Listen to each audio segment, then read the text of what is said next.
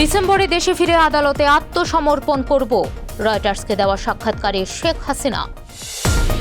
বাংলাদেশের সঙ্গে মুক্ত বাণিজ্য চুক্তি করতে আগ্রহী ইইউ, শিগগিরই ঢাকায় আসছে কারিগরি দল।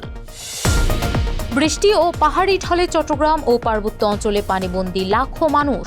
5 জেলায় 11 জুলাইয়ের এইচএসসি পরীক্ষা স্থগিত।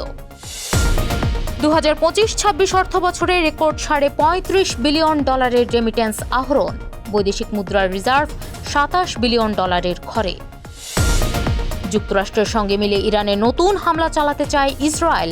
ট্রাম্পের সবুজ সংকেতের অপেক্ষায় নেতানিয়াহু। স্বাগত জানাচ্ছি দ্য বিজনেস স্ট্যান্ডার্ডের নিয়মিত আয়োজন টিবিএস রাত 8টার সংবাদে। সঙ্গে আছি আমি বর্ণা দাস। দেখছিলেন সংবাদ শিরোনাম, এবার বিস্তারিত। গণঅভ্যুত্থানে ক্ষমতাচ্যুত সাবেক প্রধানমন্ত্রী শেখ হাসিনা বলেছেন, আগামী ডিসেম্বরেই দলের শীর্ষ নেতাদের সঙ্গে নিয়ে দেশে ফিরে আদালতে আত্মসমর্পণ করার পরিকল্পনা করছেন তিনি। বার্তা সংস্থা রয়টার্সকে ফোন কলে দেওয়া এক সাক্ষাৎকারে এ দাবি করেন তিনি। বর্তমানে ভারতের নির্বাসিত 78 বছর বয়সী এই নেত্রী বলেন, দেশে ফেরার পর ওরা আমাকে গ্রেফতার করতে পারে, এমনকি মেরেও ফেলতে পারে, তবু আমাকে যেতেই হবে। আমার দলের নেতাকর্মীদের উপর চরম দমন পীড়ন চলছে। দেশে ফেরার ব্যাপারে ভারত বা অন্য কোনো দেশ কিংবা বাংলাদেশ সরকারের সঙ্গে গোপন কোনো আলোচনা হয়নি বলেও জানান শেখ হাসিনা। বলেন, গণতন্ত্র, ভোটাধিকার, আওয়ামী লীগের রাজনৈতিক অধিকার এবং বিচার এসব কোনো গোপন আলোচনার বিষয় নয়। কারাগারে যেতে ভয় পান না জানিয়ে শেখ হাসিনা আরও বলেন, আমি সবাইকে বলেছি এবার আমি দেশে ফিরছি, তোমরাও একদিন ফিরে এসো, আমরা সবাই একসঙ্গে আদালতে আত্মসমর্পণ করব। বাংলাদেশের সঙ্গে মুক্ত বাণিজ্য চুক্তি এফটিএ স্বাক্ষরে আগ্রহ প্রকাশ করেছে ইউরোপীয় ইউনিয়ন ইইউ। ঢাকায় নিযুক্ত ইইউ রাষ্ট্রদূত মাইকেল মিলার নেদারল্যান্ডস ও স্পেনের রাষ্ট্রদূতের সঙ্গে বৈঠক শেষে এই তথ্য জানান বাণিজ্যমন্ত্রী খন্দকার আব্দুল মুক্তাদির। তিনি বলেন, বাণিজ্য চুক্তির প্রক্রিয়া এগিয়ে নিতে ইইউর একটি কারিগরি কমিটি শিগগিরই বাংলাদেশ সফর করবে। এফটিএ বাস্তবায়নের লক্ষ্যে রোডম্যাপ প্রণয়ন করবে এই কমিটি। মন্ত্রী আরও বলেন, বাণিজ্য প্রতিবন্ধকতা কমিয়ে আন্তর্জাতিক আস্থা অর্জনের মাধ্যমে বিদেশি বিনিয়োগ আকর্ষণের চেষ্টা চলছে। ইইউর সঙ্গে ভবিষ্যৎ মুক্ত বাণিজ্য চুক্তির পাশাপাশি বাংলাদেশের এলডিসি উত্তরণের প্রস্তুতিমূলক কাজ করছে সরকার। একই সঙ্গে ইউরোপীয় ইউনিয়নের উদ্বেগ দূরীকরণ, বিনিয়োগ পরিবেশ উন্নত এবং বাণিজ্য প্রতিবন্ধকতা দূর করতে সরকার আন্তরিকভাবে কাজ করছে বলে জানান বাণিজ্যমন্ত্রী। বৃষ্টি ও পাহাড়ি ঢলে চট্টগ্রাম ও পার্বত্য অঞ্চলের বিস্তীর্ণ এলাকা প্লাবিত হয়েছে। কয়েকটি স্থানে পানি কমলেও এখনও পানিবন্দী লাখো মানুষ।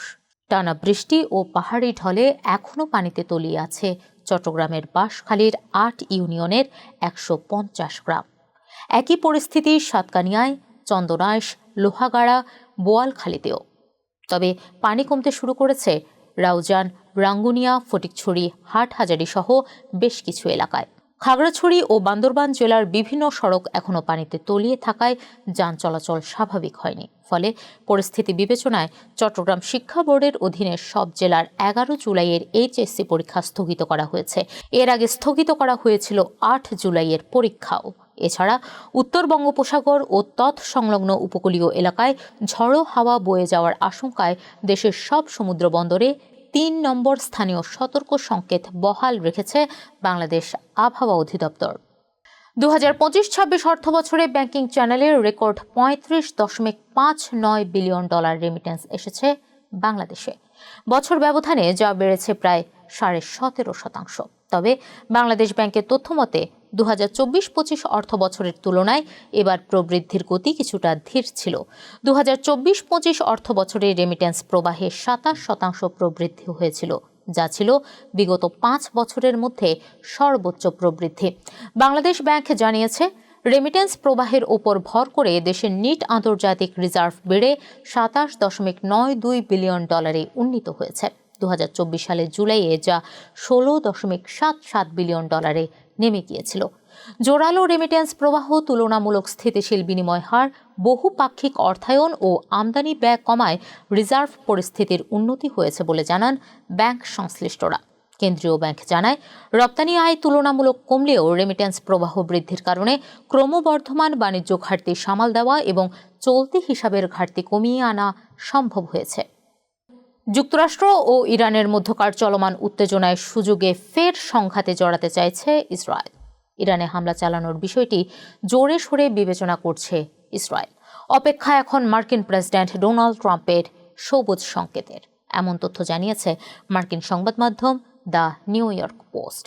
যুক্তরাষ্ট্র ও ইরানের মধ্যকার হামলায় সরাসরি অংশ নিতে ইসরায়েল প্রবল আগ্রহী বলেও জানানো হয়েছে প্রতিবেদনে। সূত্রের বরাত দিয়ে দাবি করা হয়েছে, ইসরায়েল এমন আতঙ্কের দিনে ফিরতে চায় না যখন সাইরেনের শব্দে তাদের প্রাণ ভয়ে আশ্রয় কেন্দ্রে ছুটতে হবে। তাই এ সংঘাতে নীরব দর্শকের ভূমিকায় না থেকে সরাসরি অংশ নিয়ে শত্রুপক্ষকে নির্মূলের পক্ষে ইসরায়েল। আর এর জন্য যদি চরম মূল্য চোকাতে হয়, সেটাতেও আপত্তি নেই ইসরায়েলের। দর্শক, এই ছিল টিভিএস রাত ৮টার সংবাদে। এতক্ষণ সঙ্গে থাকার জন্য ধন্যবাদ সবাইকে।